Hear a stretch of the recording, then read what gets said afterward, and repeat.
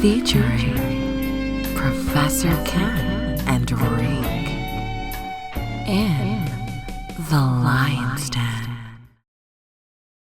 Kanye West, he's been speaking a lot out on the business dealings with record labels and, the situations he's been going through. What contexture can you add to this situation? I mean, I know you have covered in previous podcasts where you spoke extensively on how record labels conduct business. It's called the 6 slices of publishing. You deal with mechanicals, you deal with streaming and different facets of the industry. Ultimately, what happens is artists sign contracts. Initially, they sign a contract, they just want to get on. They just want their music heard. And they're like, man, I don't care, man, about no publishing, man. I don't care about nothing, man. I want to rock these shows. And then they go and they sign these contracts and they end up rocking these shows and they end up getting all the broads and they end up having a great time. I mean, being an artist, being a musician it's like the ultimate privilege. You get to have sex with all these beautiful women. You get all these people calling you and begging you and want you to come to their parties. They pay you all this elaborate amount of money. They give you all these accolades and so on and so forth. And after a while, if you're a human being, it becomes redundant. Then your homeboys get to be like, hey, man, I need to borrow $50,000. You sold 100 million records. I know you got it, pimp. And you get to looking at yourself like, I don't have it. Your girl, you might get lucky and get a girl that graduated from college and may have a little common sense or a little knowledge, may understand a little bit of business. He's like, honey, you being mistreated. Your managers get to talking about you getting mistreated. And then you start hearing about other people's deals. You get on the bus to tour, you start hearing how Jay-Z deal is structured. You get to hear how Master P deal is structured. Then it dawned on you, you've been screwed. Because you don't understand that publishing, mechanical rights, and performance rights, and all these rights are very significant. Because what people don't understand, if you produce a song and that song goes all over the world, it's a thing called ASCAP and BMI. They track the traction of these songs, and these people have to pay to use these songs. As simple as a jukebox and a diner that's playing your music. If they playing their music, they have to pay these publishing companies. They got to pay ASCAP and BMI. Overseas people, that's why I was telling you before, when we was talking about publishing, I said, a friend of mine, his father used to play with the Beatles.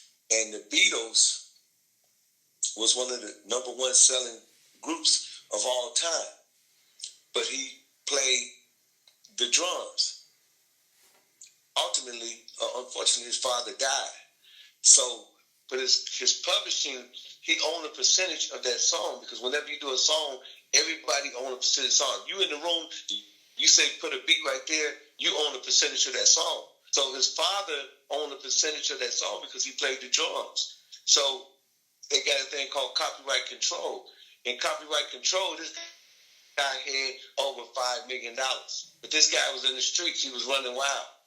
He didn't know that his father was worth $5 million. He didn't know that his father had received that much publishing, even though his father was dead. But the lawyers contracted him, and they eventually got that $5 million to him. Publishing is so important that when you hear I Would Always Love You by Dolly Parton on YouTube, or you hear it on Spotify, Pandora, anywhere, guess who get paid? Dolly Parton. Right. Don't care how you mix it, what kind of twist you put on it. If you're using her jingles, or if you're using her music, and she owned the mechanical rights and she owned the performance right or the writings to that song, you don't have to do nothing. They automatically take the publishing out. So that's why Dolly Parton has become almost a multi-millionaire off that one song, I Would Always Love You. Michael Jackson, he bought the Beatles publishing. Sony was so mad that Paul McCartney sold Michael Jackson that Beatles publishing that they did everything they can. They try to ban Michael, they try to blackball him and everything, because they understand that not only would he own that publishing, it's a lot of money being generated from that publishing, and if don't nobody claim it, if all those people who went on and died, you know, that played the drums or played a harmonica or played this or played that, if they don't claim it, then those people, that money go into copyright control. And Michael gets to keep the money first, so if it's going into a bank account, you know what he's doing, he's drawing interest, right? Mm-hmm. So if don't nobody claim it, he can continue to draw interest on this money because he owned the publishing. Right. You know, and a lot of artists don't understand that when you do a song with a record company, you sell 1 million records, you might get $45,000, you know, 10 cents a record, so to speak. But if you own the publishing and somebody playing your music in another country, that's a whole nother stream of income. You know, like I was telling you about streaming. You got to do a letter of intent. You know, so you got to let them know. You know, when Spotify play your music, if they don't let you know that they playing the music, they just play the music. And what they do, they put everybody in one category, and then they just say, okay, this is what we think you deserve. 10 cents, 15 cents. You know, but that's called copyright infringement. You know, you could tell them to cease and desist, to don't play my music no more. That's how important publishing is. You could stop a company as big as Spotify or a company as big as iTunes from playing your music if you don't feel that you get adequately paid. But if you don't own the publishing, then the record company, they're going to benefit because they don't have only your song. They have millions of songs and millions of artists that they represent that they done stole their publishing from. Publishers is so important that 85 years after you dead, your family still can receive the publishing. So that's what Kanye West is coming to understand it. He come to understand the importance of publishing. Jesus Walk, if it's played in every church, guess what? That church have to pay the publishing. If it's played on church records, if it's played on pop, and if it's played on R&B stations, they have to pay the publishing. You know, they got satellites that can track the publishing. And that's why it's so important to keep your masters. You know, that's why I don't understand how Suge Knight allowed the masters of Tupac and all of Death Row to get out of his hand by default, by not showing up for court. Because just on that publishing alone, Suge Knight would have been able to survive. He would have never had to beg nobody for a dime. That's why people, you know, they show up as soon as you get a hit record. And they offer you to buy 50% of your publishing. They give you $2 or $3 million. Because in the long run, you understand me, it's gonna pan out. And then a lot of people don't know, and I tell you, a lot of these record companies like Sony and Universal and Def Jam, they got A&R people, reps, that go over to China and they market your songs. Hey, play this in the club by 50 Cent. So when you hear in the club in Singapore or in the club in the Philippines, guess who's receiving that money? The record company. They actually have groups of people who travel to make sure that these songs get played because you already sold your publishing. You might be cold as hell in the United States. They might not be playing nothing related to you. But Sir Mix-a-Lot, he kept his publishing. If you talk to Sir Mix-a-Lot, he gonna tell you, yeah, I'm still eating off of I Like Big Butts. Because if you go over to Germany, they're gonna play I Like Big Butts. You go to China, they're gonna be I Like Big Butts. And ASCAP and BMI, they track it every time that song, every BDS, all of that, when that song was played. So when you hear that Kanye said that Jay-Z sold his publishing, Kanye have to be mad. Because see, if he died, and Lord forbid, if he died, then Little North and Little West, You know what I'm saying? His kids, you know what I'm saying? They will receive the publishing from their father. You know, who could say that when, who knew that when Elvis died, that all those people going to be Elvis fanatics and fans of Elvis and buying his music 60 years after the man is gone? Right. Who knows that they'd be still playing Elvis on all the top 40 radio stations? Who would ever think that? Who would think my blue suede shoes would still be popping? Right. You know, that was done over 60 years ago. The people who created the music, the people who created the music business, they understood that. That's why it's called the music business. You got music, but it's got the business. And the people who control the business aspect of it, they knew all of this because they went to the Supreme Court and they fought for the rights of publishing. And they understand the Supreme Courts. That's why the Supreme Court, you know, they allow you to receive certain amount of monies on the song. They regulated that you would get a certain percentage on the song, that you own this part, you own that part, they own that part. They already did the regulation of that. So they already know the mathematics on that. So the record label, you know, like if you look at Dolph, Young Dolph, I heard that they bought his album for $22 million or something. This is what I heard, you know. Yeah. So if they bought his album for $22 million and the album ain't sold yet, what did you think they're banking on? The publishing. Yeah. See, that's why Kanye messed up about the publishing. Because, you know, you got to understand that. And that's just like, you know, if you put your music on YouTube's. Now YouTube's, when you play somebody's music, YouTube's will send you an email saying that you're a copyright infringer, but don't worry about it. We're going to send the money to Reek. I know you didn't see that before. Yeah, I know people that. Yeah, so that means that they're tracking it. They used to didn't track it. You know, YouTube used to just put music on there and everybody go for themselves, but now they got a way of tracking it. They got codes that's embedded in YouTube's that can let you know when this music is being played. Right. You know, so yeah, man. You know what I'm saying? Every smart businessman wants to own his publishing, you know, and that's something that I advise people to never do. Never sell your publishing. Never sell your publishing, because you never know when your song might end up in a Christmas jingle. Right. And, you know, it become folklore. You know what I mean? Like, it's some music that I hear in some of these protests and some of these rallies and stuff that's old school music. Right. Or some grocery stores.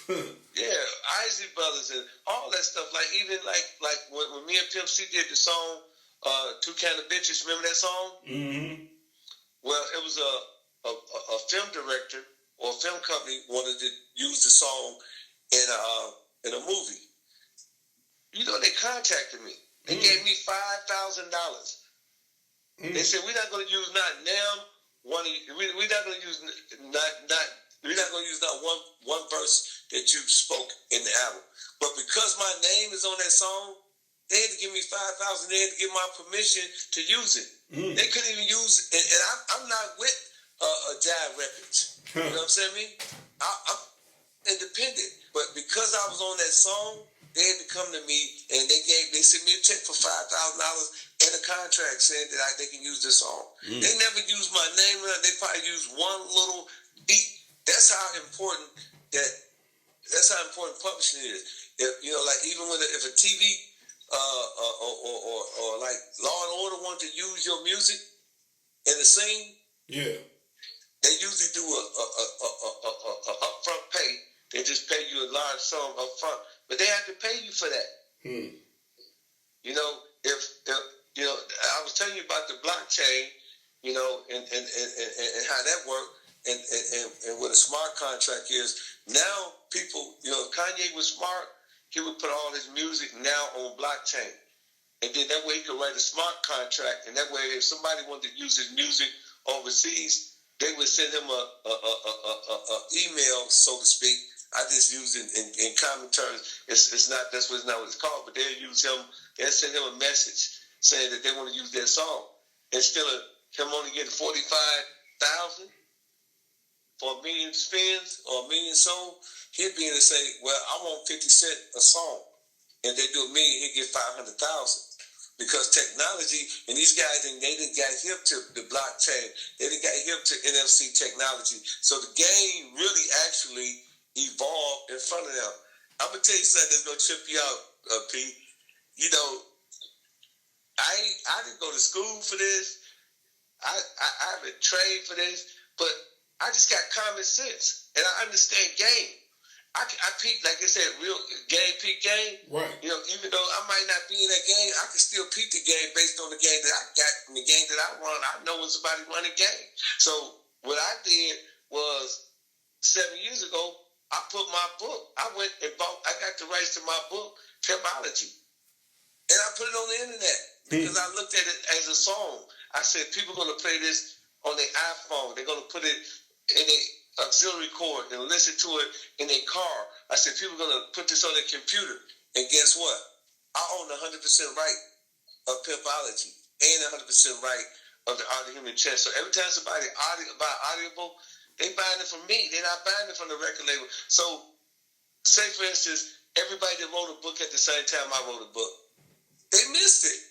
They didn't see the technology. But I was promoting pimpyken.net at the time, and I was on the computer every day, and so I had the privilege to see that most of the people I was communicating with I was communicating with via mobile phone. Right. So I said, you know, people they do their email on their phone, they check their Facebook on their phone, they check their IG on their phone, they check Snapchat on their phone, they do TikTok on their phone, you know what I'm saying, they do FaceTime on their phone, they talk on their phone. So I said, I need to figure out a way to come how to get on their phone. So I made all my books audiobook, where they can end up on the phone, the computer, you know, any device where, you know, audiobooks can be played. Right. So this is with these guys, they just coming into awareness, you know, that this is happening. But when they first got on, they just wanted to do music. They wanted to work with everybody in the industry. They wanted to party. They wanted to get their dicks up. They wanted to fuck everything. Excuse my language, fans, but I have to, you know, be more graphic for my audience that's listening, that understand what I'm talking about. And this is what they was really on. They was on all this. But now, you know, they woke up and they realized, wow, this music that I produce, I made this. It's producing billions of dollars. Right. I ain't even hot no more. But Jesus Walk is selling all over the world. You know what I'm saying? Christians love Jesus Walk. I never made this music for Christians. I just made it because, you know, I wanted to do a song that I thought was hot and it was different. I didn't know that me being signed to Rockefeller and Jay-Z owning my masters, or Jay-Z being the whatever was going to lead him to him selling my masters to the record label, Universal Records. I didn't know that. So now these guys, they dealing with lawyers, they dealing with a lot of money. You know what I'm saying? They didn't talk to other people, so now they see what time it is. So the key and the lesson in all this, because see, in life there's no wins and losses, there's only wins and lessons. You know, so I'm saying to all of my people out there, the lesson in this is that be able, just like we talk about time, be able to predict the time, know the change, you know when things is changing, you know, understand what's going on, you know, peak game, and then that way you will never get played. That's why I tell people to read The Art of Human Chess. I talk about manipulation. I talk about deception. But the only reason why I talk about manipulation, deception, and The Art of Human Chess, my book, is because I don't want you to be manipulated and I don't want you to be deceived. So I teach you what deception, what manipulation is in my book so you can have game. And people, they laughing at me and they thinking, oh, that's just the old pimp from the 70s. You know, that dude don't know nothing, man. But listen, man, I'm well educated. I'm well studied.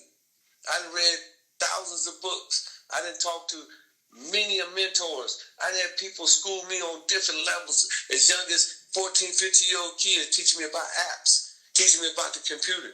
So I'm a sponge. So you got to be a sponge. That's why I urge people to go buy that book. Go buy both of my books. It's a lot of wisdom in those books.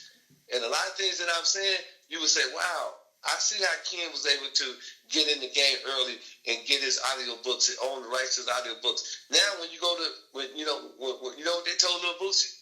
What? They told him, Lil Boosie, we own the audio book together.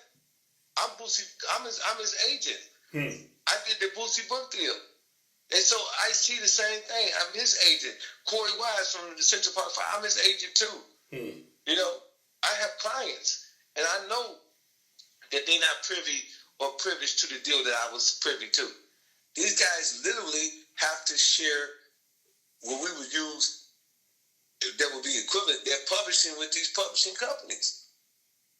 Whereas before, you know, you could get it and do it yourself. Now, if you negotiate and if you battle and have a fierce fight, you probably can win control over the circumstances and control your entire project yourself. You know, I mean, there's ways to get around that depending on what type of lawyer and what type of negotiation you got and what type of negotiation and structures you give me to go in there and fight for you. Because I can fight for your audio book rights. You know what I'm saying? If that's what you want me to do. But I'm saying, you know, a lot of these guys, you know, Rick Ross and all them guys, you know, if they would have knew what I knew 7 years ago, you know what I'm saying, they would have been wrote a book and kept the audio book rights to publish it. Because now, if, like, Lord forbid something happened to me, if something happened to me, my kids and my family is going to benefit if the internet go crazy, say, man, we miss Ken. If something happened to me, and they go buy 1 million audio books for me, that goes all to my family. But if you with a major company, you with Simon & Schuster or any of the major publishing companies, and if they own the rights, that money going to go to their children. So that generational wealth is going to be passed on to them and not to your children. So that's why it's good to own the rights, because by owning the rights to your company, you know what I'm saying, and own the rights to your masters and to your material, you know, you create wealth. You know, can we go into history a little bit? Can I break down the history? Go ahead.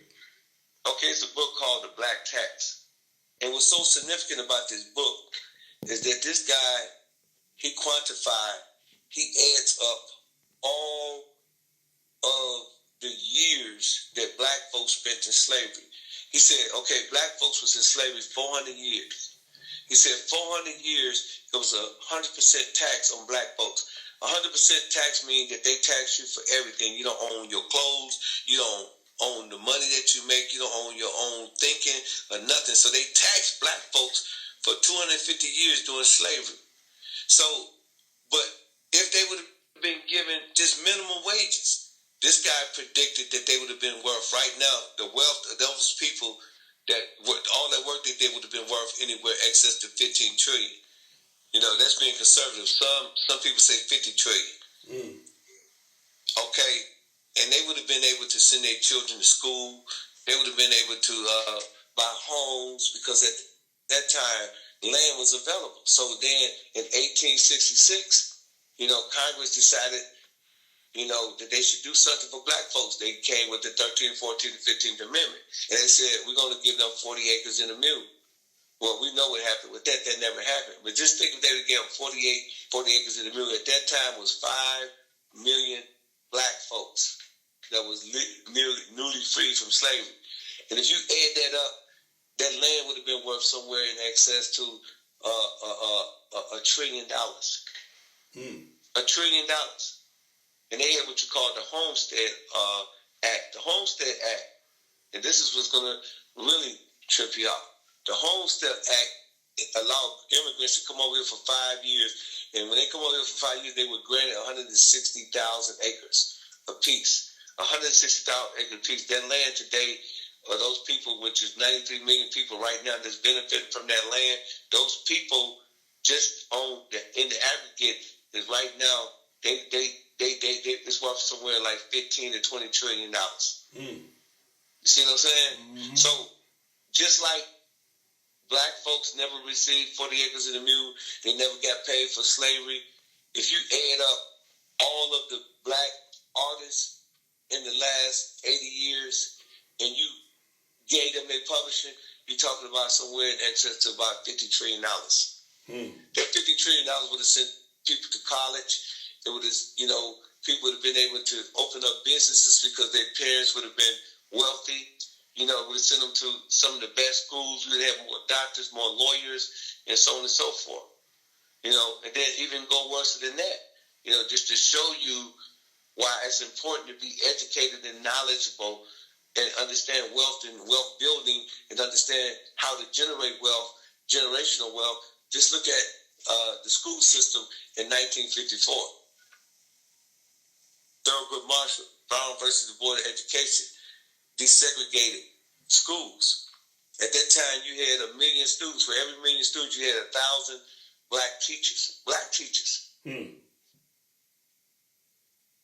As soon as they desegregated schools, 50% of our teachers, black teachers, was lost. If those teachers would have been allowed to keep their jobs, and you added to today's economy and GDP, you know what I'm saying? You're talking about all of those teachers would have eventually built wealth and would have sent their children to schools and sent their children to college. So that's why it's important that we understand group economics. We understand how to do business with each other. You know what I'm saying? We understand the importance of investing in the black community. We only spend 1 and 1/2% of our wealth into our own community. The rest of 99% or 98% of our money leave our community and never come back. That's a travesty. So you see it in music, you see it in economics, you see it in business. We just have what we call inappropriate behavior.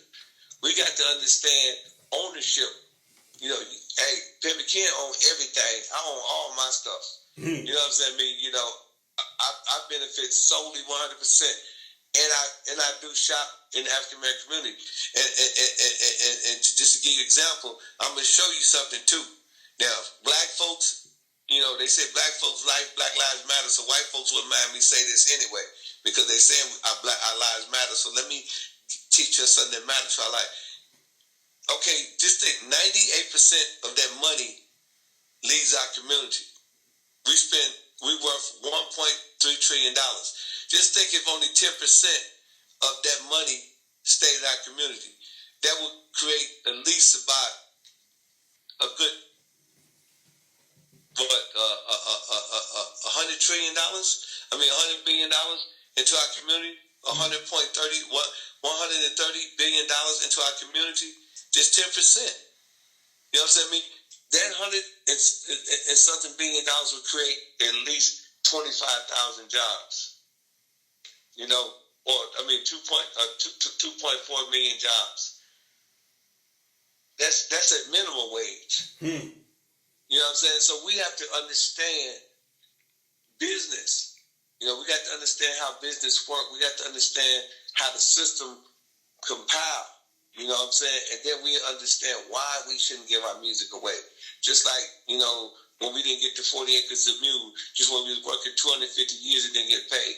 When you add that up, it always goes into the trillions. The land, the 40 acres would have went to the children, into the trillions. We had almost, millions and millions of acres of land. So you say would that have been 200 million acres of land? If you add up acres, anywhere, what would an acre go from 4,000 to maybe 10,000? You add it up, times, 200 million. So what you talking about? Close to a few $1 billion, almost $1 trillion, in wealth. So we do a lot of stuff that's inappropriate. Before you go in there and make a record deal, just think about the math. Think about how it's going to affect your children, how it's going to affect your generation, and how you're going to be able to create wealth. Don't just run in there and say, I want to have some sex with a bunch of women, I want to buy a gold chain, I want to get some 28s, because that's immediate gratification. Right. The money is in delayed gratification. Right. Matter of fact, instead of going to buy, the latest custom piece jewelry, go find you maybe a melanated brother or sister that's a hell of an accountant that just came out of school and get them on your team. Absolutely. You know what I'm saying? We have to understand economics, and we have to understand it from a long-term perspective. That's why, most white people, they say they're not racist. And they're not. You know why? Because it's implicit racism. You know what I'm saying? It's implicit racism. So a lot of white people are unconsciously racist. A lot of white people are unconsciously biased because my daughter has a friend. She's white. They've been friends since they were 6 years old. Every time they ride, the white girl be wild and be tripping. My daughter had to remind her to chill out. And she said, "Why, girl? We having fun." She said, "No, girl, you're white and I'm black. And because I'm black, they gonna think that I'm turning up, not you, and that I got you tripping, not that you got me tripping." You see what I'm saying? Right. But you know what I'm saying? She can't understand that. But they best friends. I mean, they literally sleep together. They have pajama parties. She come pick her up. They ride everywhere together. But she still can't wrap in her brain the implicit racism and the unconscious racism that she has. Mm-hmm. You know, and it's because, you know, people just don't understand. Like, you know, that's even with Kanye. They can't wrap around their head giving Kanye their masters because they think they're the masters. To give you an example, they did a study. And in this study at Harvard University, they had a white dude put together a resume. They had a black dude put together a resume. Identical resume. The only thing they did was use a black known name, like LeBron. So they used LeBron. You know, around the 60s, the name like LeBron, Latasha, LaQuisha, all those names popped up all of a sudden. Black women started naming their kids Latasha, and to a lot of white people, they know those names signify that this person is black. So they put the name LeBron on there. And they put, you know, a white boy name on the white boy resume. Every time the white boy got a call back. But then they switched the name. They made the white boy LeBron, and they made the black guy a white boy name. Right. And they called the black boy back every time just based on the name.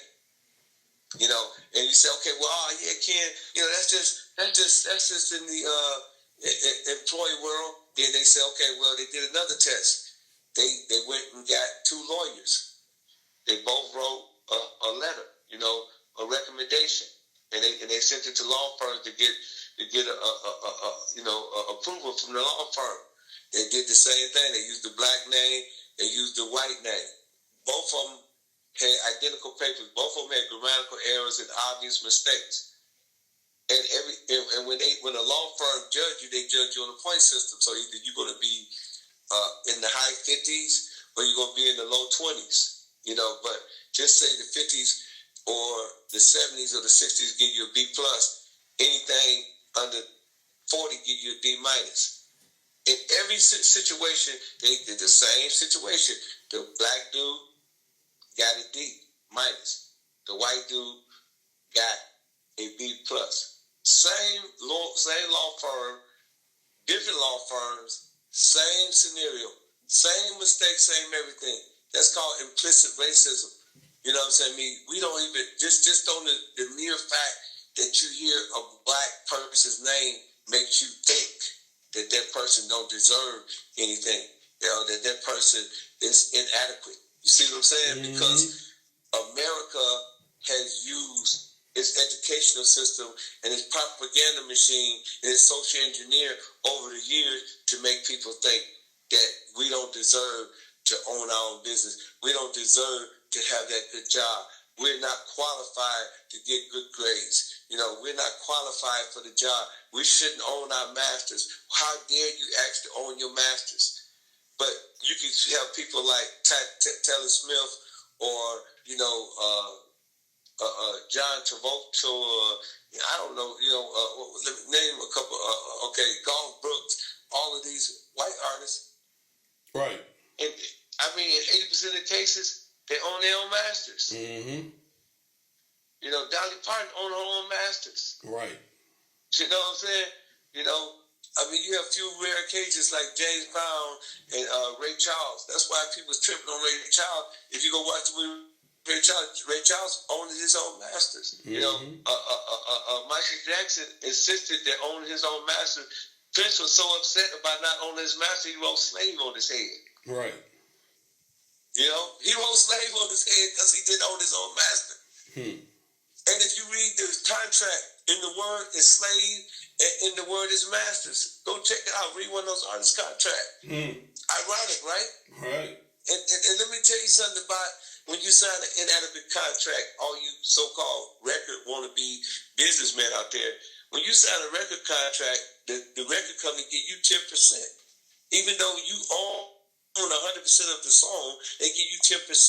But they give you a 50% production deal. What does that mean? That means that how can you have a 10% royalty and a 50% production deal? That means if they do a video, that's a production.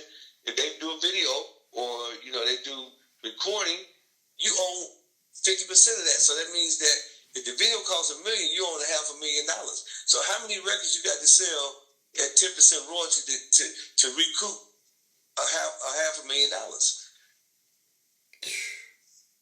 So brothers and sisters, educate yourself. And I know I use, you know, the disparities and the racisms and the schisms and the isms so people can get a clear understanding, because it's not just black folks being dumb, it's also white folks being unconsciously biased. Right, and I'll say misleading brothers and sisters too, because we know it's, you know, people that hail from Russia that try to think they know black folks more than black folks do. And I'm glad that you're on here, you know, dispelling all the, you know, the stereotypes about that particular situation with dropping knowledge and what areas they need to see. Well, man, hey, man, they said that anywhere in the world you go, most people have a negative depiction of people of African descent. I ain't gonna say people of color, because when you say people of color, a lot of people have included themselves into that quilt. Right. You know what I'm saying? And so they think that they are uniquely connected, but black folks are uniquely different from everybody. There's no case in history where people became immigrants, unwanted immigrants. We are non-immigrants. You know what that means? That means that we are immigrants in America. We didn't even actually come to this motherfucker. Right. You know what I'm saying? We didn't actually come here.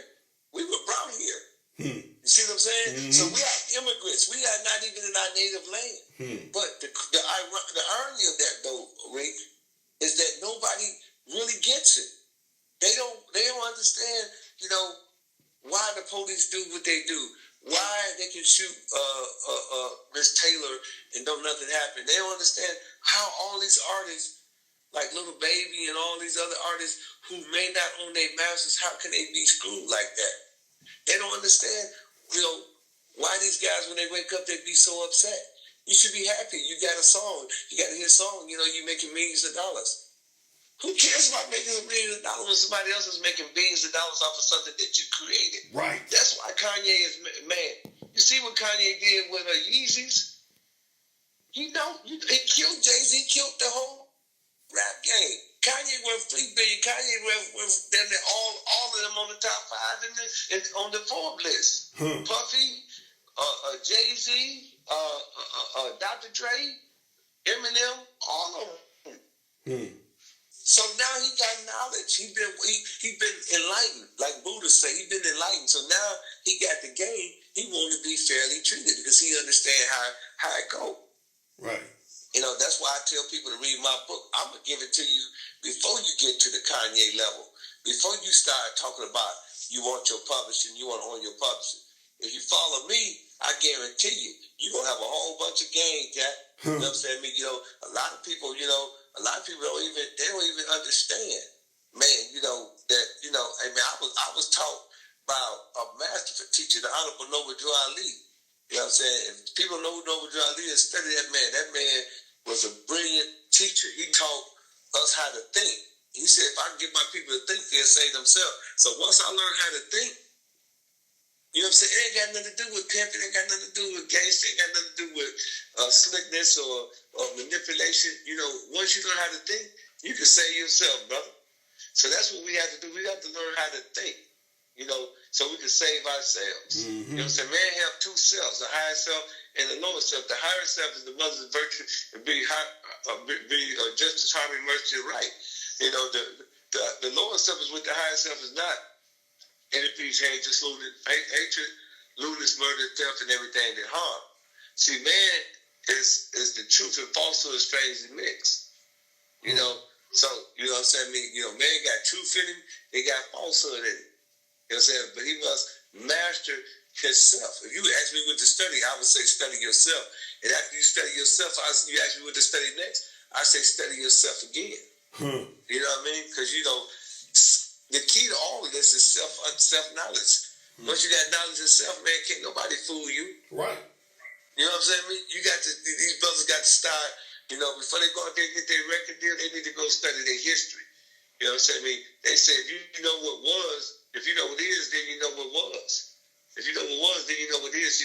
A lot of this stuff is in the history books. You go throughout history, you can look at Cadillac Records, you can look at all of these publishing companies and all of these Billie Holiday and how they got beat out of all their money. You know what I'm saying? There's plenty of examples and lessons on how these people got beat out their money. If you still getting beat, you know what I'm saying? Like I tell people, you still smoking crack in 2020, you damn fool. You know what I'm saying? I can't help you, brother. You should have, all the crackheads that came through this world in the last 30 years, you should know that crack is whack. Crack is whack.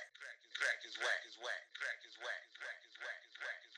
How's it going? I'm Ken Reek, the founder and CEO of Luxury Living Credit Services, and today we're going to be offering you a chance to win this beautiful Porsche Macan here behind me.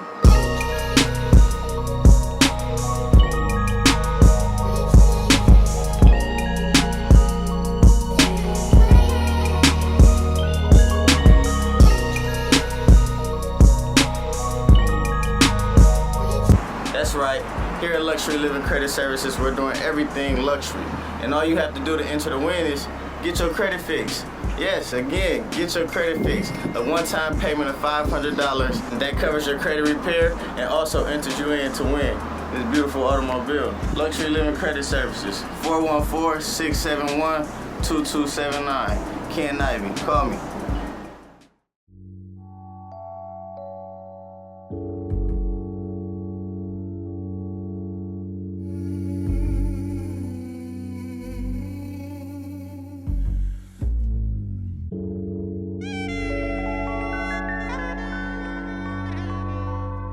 Too cool to count 24/7.